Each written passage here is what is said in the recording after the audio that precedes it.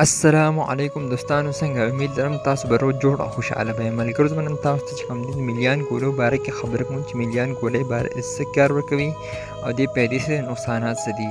خو ملګرو، د ویډیو شروع کېدو نه مخکې زه تاسو ته یو ریکویسټ کوم چې تاسو زما چینل ته بیا ځل باندې راغلي یم، چینل ضرور سبسکرایب کړئ او کوم ملګرو چې سبسکرایب کړی د هغو ډېره مننه. نو ملګرو، راځئ دا میلیان ګولو باره کې واورئ. دا میلیان ګولۍ دي، د دې فارموله ده ګیسټوډین ان ایتنوسټوډیال.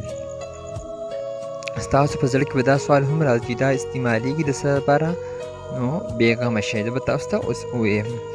دا چې کله یو زنانه حمل نه غواړي، یعنې پریګننسي نه غواړي، نو هغه دا استعمالولی شي. او دویم دا د کومې زنانه چې هارمونز مطلب پوره نه وي، هغې هارمونز کې هم کار ورکولی شي. او دریم دا کومې زنانه چې کوم دی په مخ باندې دانې وي یا څه داغونه وي، د دې سره هارمون سره د دې سره چې کوم دی دغه دانې هم ټیک کولی شي. تاسو بس وایئ چې دا میلیان ګولۍ د کم ټایم پورې استعمالول پکار دی. کله چې تاسو هم پریګننسي نه غواړئ، د هغې پورې دا استعمالولی شئ.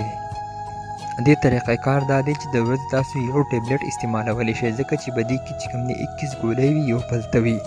دا تاسو د 21 ورځې پورې استعمالولی شئ، یو ګولۍ روزانه. او ها البته یو بله دا هغه زنانه هم استعمالولی شي کوم زنانه چې منسز زیات کېږي یا بې ټیمه وي، یعنې په میاشت کې 2 پیرې یا 3 پیرې کېږي یا اړو کېږي نه، دا د هغې دپاره هم استعمالیدی شي.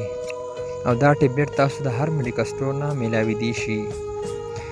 دې نقصانات دا دي چې تاسو کله وخورئ، نو دې سره به چې کوم دی تاسو د زړه ریښېږي، الټی به درځي او څه قسم چکر به د باندې راځي. خو تاسو به ویرېږئ نه، دا د دې ګولو اثرات وي. دا ګولۍ تاسو روزانه یو ګولۍ استعمالولی شئ. نو ملګرو، دا وه زما ویډیو. که ستاسو خوښ شوي وي نو مخکې د ملګرو سره شیر کړئ. د ویډیو کتلو ډېره مننه. والسلام.